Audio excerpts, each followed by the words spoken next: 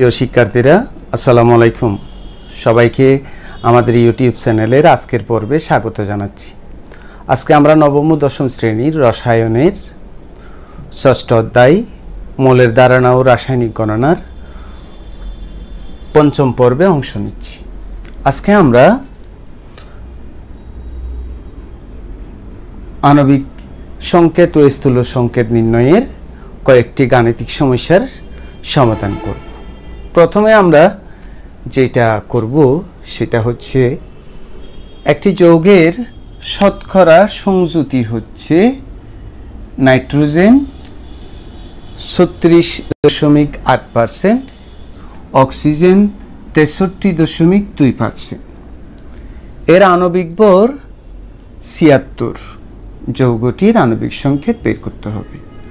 অর্থাৎ একটা যৌগের শতকরা সংযুতি দেওয়া আছে, এর আণবিক ভর দেওয়া আছে, আণবিক সংকেত বের করতে হবে। এর আগের পর্বে আলোচনার সময় আমরা যখন স্থূল সংকেত এবং আণবিক সংকেত কাকে বলে, তাদের পার্থক্য এবং তাদের সম্পর্ক নিয়ে আলোচনা করেছিলাম। সেখানে আমরা বলেছিলাম যে আণবিক সংকেত বের করতে হলে দুইটা তথ্য আমাদের জানা থাকতে হবে। এক, যৌগটার শতকরা সংযুতি। দুই, যৌগটির আণবিক ভর। এখানে যৌগটির শতকরা সংযুতিও আছে, যৌগটির আণবিক ভরও আছে। আমাকে জাস্ট আণবিক সংকেতটা বের করতে হবে। আমরা ওই পর্বে যা যা শিখেছিলাম এই পর্বে ঠিক সেগুলো প্রয়োগ করব। প্রথমে আমরা কি করব, যৌগটার শতকরা সংযুতিটা লিখে ফেলব। চলো লিখে ফেলি। এখানে যৌগটির শতকরা সংযুতি হচ্ছে নাইট্রোজেন হচ্ছে 36.8%, অক্সিজেন হচ্ছে 63.2%। তোমাকে একটু ক্যালকুলেটরে দুটোটা যোগ করে দেখতে হবে 100 হয়েছে কিনা। 36.8 যোগ 63.2, হ্যাঁ, যোগ করলে 100। তার মানে এই যৌগটাতে অন্য কোনো মৌল নেই। আমাদের প্রথম কাজ কি ছিল, যৌগটার শতকরা সংযুতিকে এদের নিজ নিজ পারমাণবিক ভর দ্বারা ভাগ দিয়েছিলাম। ভাগ দেওয়ার পর যদি একটা পূর্ণ সংখ্যা পেয়ে যায় কাজ শেষ হয়ে যাবে। পূর্ণ সংখ্যা না পেলে সেকেন্ড স্টেপে যেতে হবে। সেকেন্ড স্টেপটা কি, ওই ভাগফল যেগুলো পাবো তার ভিতর সবচেয়ে ছোট ভাগফল যেটা থাকবে সেটা দ্বারা সব ভাগফলগুলোকে ভাগ করব। এরপরে যদি পূর্ণ সংখ্যা পেয়ে যায় তাহলে সেকেন্ড স্টেপে কাজ শেষ হয়ে যাবে। কিন্তু তখনও যদি পূর্ণ সংখ্যা না পেয়ে আমরা দশমিক ভগ্নাংশ পাই, তখন এটাকে নিকটতম পূর্ণ সংখ্যা দ্বারা গুণ করতে হবে। তখনই আমরা কি পেয়ে যাব, অনুপাত পেয়ে যাব। তখনই আমরা অর্থাৎ যৌগটাতে মৌলগুলার পরমাণু সংখ্যার অনুপাত পেয়ে যাব। তখনই আমরা এর স্থূল সংকেত বের করে ফেলতে পারবো। কারণ স্থূল সংকেত কাকে বলে, স্থূল সংকেত হলো যৌগটাতে মৌলটার পরমাণু সংখ্যার সরলতম অনুপাত প্রকাশ করে। এবং কোনো একটা যৌগের আণবিক সংকেত বের করতে হলে শতকরা সংযুতি হতে প্রথমে কিন্তু তার কি বের করতে হবে, স্থূল সংকেত বের করতে হবে। স্থূল সংকেত থেকে আমরা আণবিক সংকেত বের করতে পারবো। আর স্থূল সংকেত বের করতে হলে ওই যে তিনটা স্টেপে আমাকে অতিক্রম করতে হবে। তাহলে প্রথমে আমরা কি করতেছি, মৌলগুলোর শতকরা সংযুতিকে এদের নিজ নিজ পারমাণবিক ভর দ্বারা ভাগ করে পাই। নিজ নিজ পারমাণবিক ভর দ্বারা ভাগ করে পাই। চলো ভাগ করে ফেলি আমরা। নাইট্রোজেনের পারমাণবিক ভর হচ্ছে 14, এর শতকরা সংযুতি যৌগটাতে 36.8। অক্সিজেনের পারমাণবিক ভর হচ্ছে 16, যৌগটার শতকরা সংযুতি হচ্ছে 63.2। তো আমরা ভাগ করি। ভাগ করলে কি হয়, 36.8কে যদি আমরা 14 দ্বারা ভাগ দিই 2.63। 63.2কে যদি আমরা 16 দ্বারা ভাগ দিই ভাগফল পাই 3.95। স্থূল সংকেত হচ্ছে হচ্ছে যৌগটাতে মৌল ওঠার পরমাণুর সংখ্যার সরলতম অনুপাত। অনুপাতটা কিন্তু পূর্ণ সংখ্যায় হতে হবে। আমরা পূর্ণ সংখ্যা পাই নাই, কি পেয়েছি? ভগ্নাংশ পেয়েছি। আমরা বলছি ভগ্নাংশ পেলে কিন্তু সেকেন্ড স্টেপে যেতে হবে, ফার্স্ট স্টেপে আসে নাই। সেকেন্ড স্টেপটা কি? এই যে মৌলগুলোর আমরা ভাগফল পেয়েছি, সেই ভাগফলগুলোর ভিতর যে ভাগফলটা সবচেয়ে ছোট, সে ভাগফল দ্বারা প্রত্যেকটি ভাগফলকে কি করতে হবে? ভাগ করতে হবে। তো এখানে আমরা দুইটা ভাগফল পেয়েছি, একটা 2.63 আর একটা 3.95। তার ভিতর ছোট কত? 2.63। সেটা দ্বারা দুটোটাকেই আমরা কি করব? ভাগ করব। তো আমরা সেই কথাটাই লিখব, প্রাপ্ত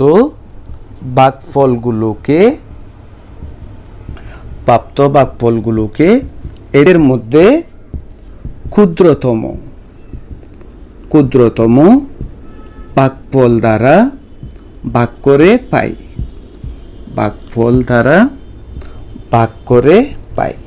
তো আমরা ভাগ করে দিই। প্রথমে আমরা নাইট্রোজেনকে করি।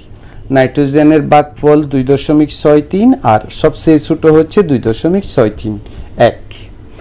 আমরা অক্সিজেনেরও করি 3.95, 2.63।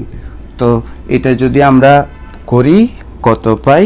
2.63, 1.5। সুপ্রিয় শিক্ষার্থীরা, এখনো কিন্তু আমরা পূর্ণ সংখ্যা পাইনি। তো পূর্ণ সংখ্যা না পেলে থার্ড স্টেপে যেতে হবে। থার্ড স্টেপটা কি মনে আছে? এই যে ভাগফলগুলো পেয়েছি, এই ভাগফলগুলোকে ক্ষুদ্রতম নিকটতম পূর্ণ সংখ্যা দ্বারা আমরা গুণ করব, যেটা দ্বারা গুণ করলে এই দশমিকটা পূর্ণ সংখ্যায় পরিণত হয়। এবার আমরা চিন্তা করি, একটা হচ্ছে 1 আর একটা হচ্ছে 1.5। নিকটতম পূর্ণ সংখ্যা 2 থেকে শুরু করো। 2 দিয়ে যদি এইটাকে গুণ দাও 3 হয়ে যাবে, এটাকে 2 দিয়ে গুণ দিলে 2 হবে। তাহলে আমরা 2 দ্বারা দুটোটাকে কি করব? গুণ করব। তো আমরা সেইটাই লিখব। আবার প্রাপ্ত ভাগফলগুলোকে নিকটতম পূর্ণ সংখ্যা দ্বারা গুণ করে পাই। নিকটতম পূর্ণ সংখ্যা দ্বারা গুণ করে পাই। তো গুণ করে দিই সুপ্রিয় শিক্ষার্থীরা। কত দ্বারা গুণ করব বলছিলাম? 2 দ্বারা। তাহলে নাইট্রোজেনের হচ্ছে 1, এটাকে 2 দ্বারা গুণ করব। অক্সিজেনের হচ্ছে 1.5, এটাকে 2 দ্বারা গুণ করব। এটাকে 2 দ্বারা গুণ দিলে হয় 2, এটাকে 2 দ্বারা গুণ দিলে হয় 3। তাহলে এখন আমরা অনুপাত পেয়ে গিয়েছি। তাহলে এটাই হচ্ছে যৌগটির। সুতরাং যৌগটির স্থূল সংকেত ইকুয়াল টু, আমরা পরমাণুগুলো লিখব এবং অনুপাত যেটা পেয়েছি সেটা পরমাণুর ডান পাশে নিচে লিখব। যেমন নাইট্রোজেনের অনুপাত পেয়েছি 2, নাইট্রোজেনের ডান পাশে নিচে 2। অক্সিজেনের পেয়েছি 3, সেটা নিচে লিখব। তো আমরা ওইখানে আলোচনায় কি বলেছিলাম? আণবিক সংকেত হচ্ছে স্থূল সংকেতের গুণিতকের সমান। আমাদেরকে কিন্তু এর আণবিক সংকেত লাগবে। আমরা কিন্তু স্থূল সংকেত বের করছি। আণবিক সংকেত বের করতে হলে তোমাকে আগে স্থূল সংকেত বের করতে হবে। তো আমরা তো স্থূল সংকেত বের করে ফেলেছি, এবার আণবিক সংকেত বের করব। তো কি বলছি? আণবিক সংকেত হচ্ছে স্থূল সংকেতের গুণিতকের সমান। তো স্থূল সংকেতের গুণিতকের সমান মানে কি? স্থূল সংকেতকে কোনো কিছু দ্বারা গুণ দিলে আণবিক সংকেত পাবো। তো আমরা মনে করব এটাকে n দ্বারা গুণ করলে পাবো। সেই জন্য আমরা লিখতেছি মনে করি যৌগটির আণবিক সংকেত ইকুয়ালস টু, এই স্থূল সংকেতকে মনে করো তুমি n দ্বারা গুণ দিলেই আণবিক সংকেত পাবে। তাহলে স্থূল সংকেত গুণ n। তো আমরা কি বলেছিলাম? আণবিক সংকেত আণবিক ভর নির্দেশ করে, অর্থাৎ যে কোনো আণবিক সংকেত থেকে তুমি ওই যৌগটার আণবিক ভর বের করতে পারবে। তাহলে এটা যেহেতু আণবিক সংকেত, এটা থেকে আমি আণবিক ভর বের করতে পারবো কিভাবে? নাইট্রোজেনের হচ্ছে পারমাণবিক ভর 14, আছে 2টা, গুণ 2। অক্সিজেনের হচ্ছে 16, পরমাণু আছে কয়টা? 3টা। এটাই হচ্ছে যৌগটার কি আণবিক ভর। আর প্রশ্নে বলা আছে আণবিক ভর কত? 76। তো দুটোটা পরস্পর কি হবে? সমান হবে 76 প্রশ্ন মতে। তো এবার আমরা ক্যালকুলেশন করি। 14 দুগুণা 28, 3 ষোলো 48, n ইকুয়াল টু 76। তো আমরা যোগ করে দিই 8 8 16, 8 আর 16 হাতে আছে x 76 ইকুয়াল টু 76 বা n ইকুয়াল টু 76 ভাগ 76 ইকুয়ালস টু 1। তাহলে n এর মান 1 বসিয়ে দিলেই আমরা যৌগটার কি পেয়ে যাব, আণবিক সংকেত পেয়ে যাব। সুতরাং যৌগটির আণবিক সংকেত ইকুয়াল টু যৌগটির আণবিক সংকেত ইকুয়ালস টু N2O3, n এর জায়গায় হবে 1। এবার 1 দিয়ে 2 কে গুণ হবে 2, 1 দিয়ে 3 কে গুণ হবে 3। এটার নাম হলো ডাইনাইট্রোজেন ট্রাইঅক্সাইড, অর্থাৎ এটা নাইট্রোজেনের একটা অক্সাইড। এইভাবেই শতকরা সংযুতি দিলে আণবিক সংকেত বের করতে হবে। তোমাদের যদি ম্যাথমেটিক্যাল প্রবলেমে এরকম সমস্যা থাকে, আশা করছি তুমি পেপারটা বুঝতে পেরেছো এবং এটা দেখেই তুমি করে ফেলতে পারবে বাকি সমস্যাগুলো। শিক্ষার্থীরা, এরপরে আমরা যশোর বোর্ড 2017 সালে আসা একটা সৃজনশীল প্রশ্নের সমাধান করব, তাও আণবিক সংকেত নির্ণয়। উদ্দীপকে কি বলছে, 90 গ্রাম আণবিক ভর বিশিষ্ট যৌগ M। তা যৌগটার নাম M দিয়েছে, এর আণবিক ভর 90। সেই M এর 15 গ্রাম বিশ্লেষণ করে, অর্থাৎ 15 গ্রামকে বিশ্লেষণ করে তার উপাদান মৌল হাইড্রোজেন পেয়েছে 0.33 গ্রাম, কার্বন পেয়েছে 4 গ্রাম এবং 10.67 গ্রাম পেয়েছে অক্সিজেন। তার মানে এখানে হাইড্রোজেন আছে, কার্বন আছে, অক্সিজেন আছে। হাইড্রোজেন পেয়েছে 0.33 গ্রাম, কার্বন পেয়েছে 4 গ্রাম, অক্সিজেন পেয়েছে 10.67 গ্রাম। আমাকে গ নম্বর প্রশ্নে বলছে উদ্দীপকের যৌগটির শতকরা সংযুতি নির্ণয় করো। অর্থাৎ উদ্দীপকে যে M যৌগটার কথা বলছে সেটার 100 ভাগের ভিতর হাইড্রোজেন কত ভাগ আছে, কার্বন কত ভাগ আছে, অক্সিজেন কত ভাগ আছে, সেটাই আমাকে কি করতে হবে, বের করতে হবে। উদ্দীপকের যৌগটির শতকরা সংযুতি, অর্থাৎ উদ্দীপকের যৌগটির 100 ভাগের ভিতর উপাদান মৌলগুলো কত ভাগ আছে সেটাই আমরা বের করব। কত গ্রাম বিশ্লেষণ করেছে খেয়াল করে দেখো তো, 15 গ্রাম। যৌগটার 15 গ্রাম বিশ্লেষণ করে আমরা বিশ্লেষণ করে কি কি পেয়েছি সেটা লিখে ফেলি। M যৌগটি বিশ্লেষণ করে M যৌগটির কত গ্রাম সেটা লিখো। M যৌগটির 15 গ্রাম বিশ্লেষণ করে, এটা খুব সহজ, তুমি পারবে। বিশ্লেষণ করে হাইড্রোজেন 0.33 গ্রাম, কার্বন 4 গ্রাম এবং অক্সিজেন 10.67 গ্রাম পাওয়া গেল। তো আমরা তো বের করব 100 ভাগ যৌগটার ভিতর হাইড্রোজেন কত ভাগ, তাই তো।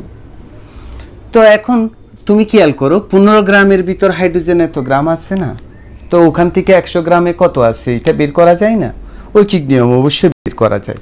তাহলে আমরা এরকম বলতে পারি না, এখন 15 গ্রাম যৌগটিতে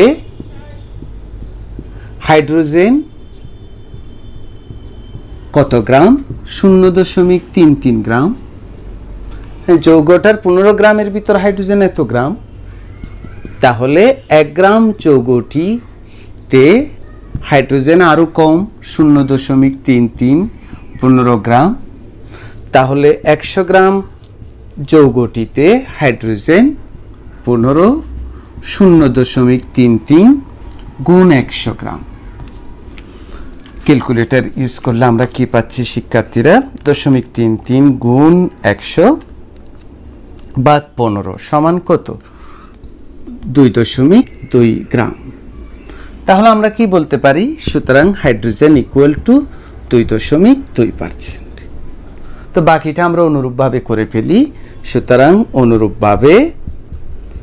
অনুরূপভাবে আমরা প্রথমে কার্বনের পরিমাণ বের করি, নিচে হবে 15, সবগুলোতে 15, 100 এবং কত পেয়েছিল 4, এত পার্সেন্ট সমান কত, 4 গুণ 100 ভাগ 15। 26.66%। তাহলে তুমি আরেকটা হলো কে অক্সিজেন, তাও নিচে হবে কত 15, তারপরে উপরে 10.67 ইন্টু 100%। তাহলে 10.67 গুণ 100 ভাগ 15 ইকুয়াল টু 71.13%। তাহলে আমরা সবটা পেয়ে গেলাম না। সুতরাং যৌগটির শতকরা সংযুতি ইকুয়াল টু যৌগটির শতকরা সংযুতি সুন্দর করে লিখবে। হাইড্রোজেন 2.2%,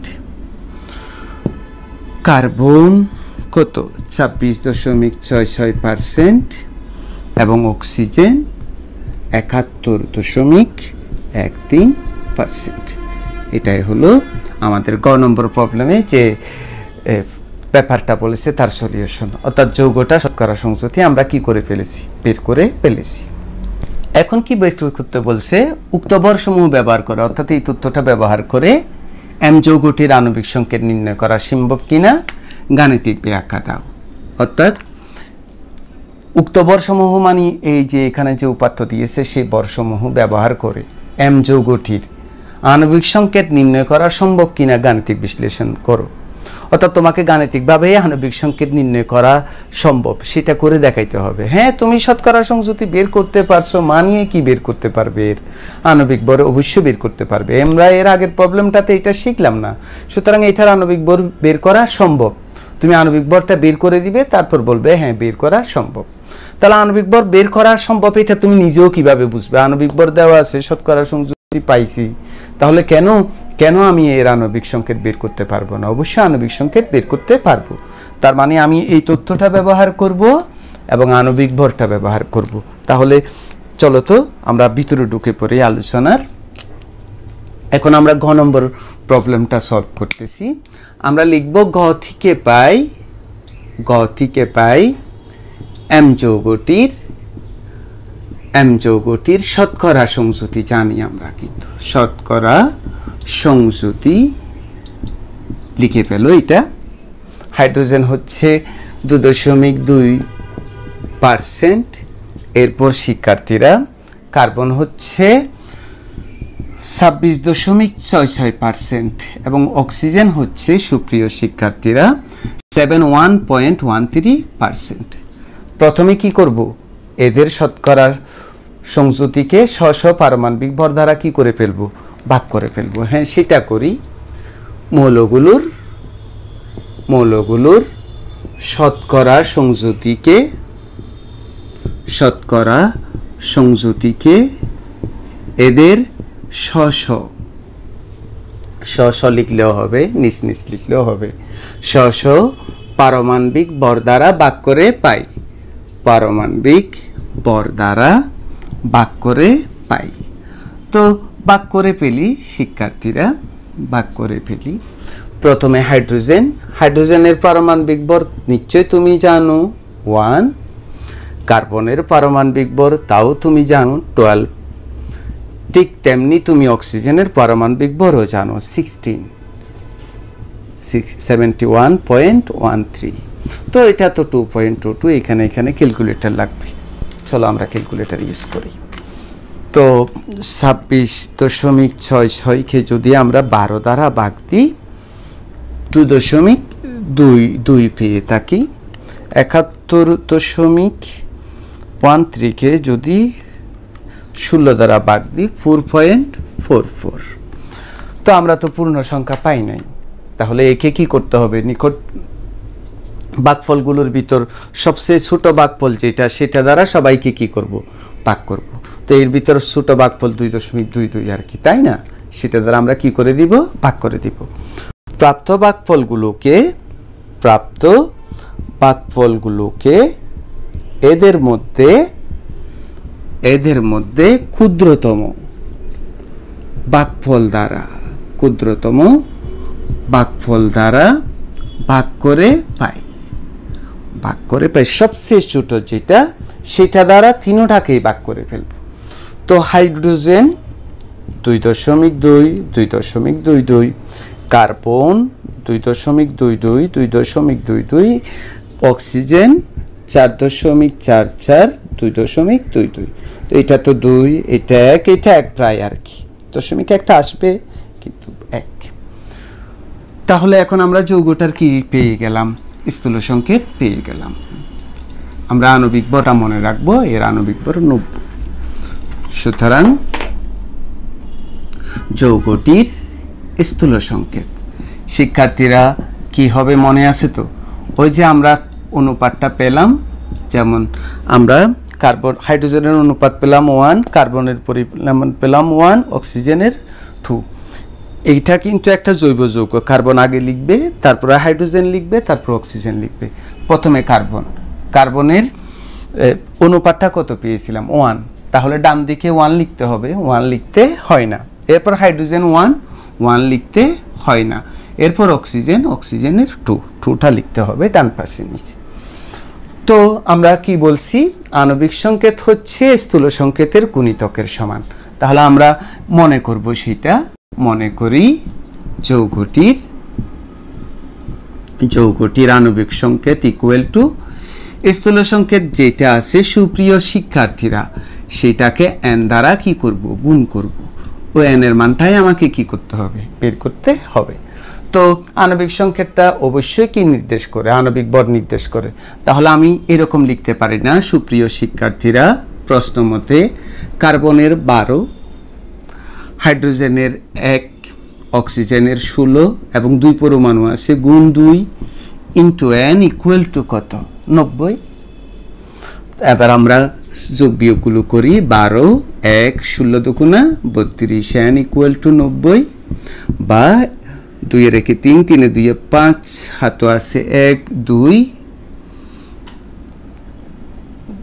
2 2 4 4 এর রেখে 5 3 এর রেখে 4 45 n ইকুয়াল টু 90 তো আমরা তো n এর মান বের করব 90 উপরে 45 কোথায় হবে নিচে n ইকুয়াল টু 2 এখনই আমরা যৌগটার কি বের করে ফেলতে পারবো শিক্ষার্থীরা আণবিক সংকেত বের করে ফেলতে পারবো সুতরাং যৌগটির আণবিক সংকেত সমান সমান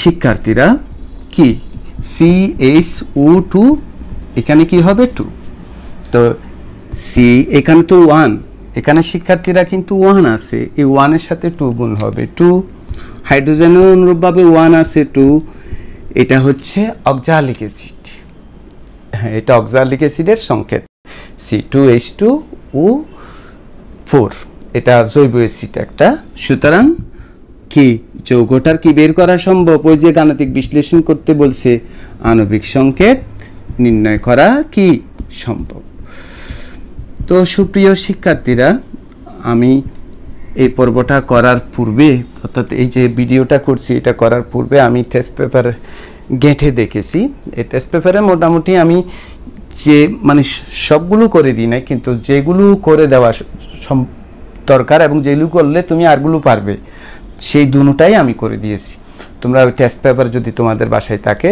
কারো কাছ থেকে কালেকশন করে দেখো করতে বসে পড়ো তুমি এই দুইটা উদাহরণ দেখবে যে কোনো যৌগেরই তুমি কি বের করতে পারবে স্থূল সংকেত আণবিক সংকেত বের করতে পারবে তো তোমরা যে এত ধৈর্য ধরে মনোযোগ সহকারে এতক্ষণ পর্যন্ত পর্বটা দেখেছো সেই জন্য তোমাদেরকে অসংখ্য ধন্যবাদ আমাদের চ্যানেলের অন্য পর্বগুলিও তুমি দেখবে এটা প্রত্যাশা করছি সবাই ভালো থাকো সুস্থ থাকো আল্লাহ হাফেজ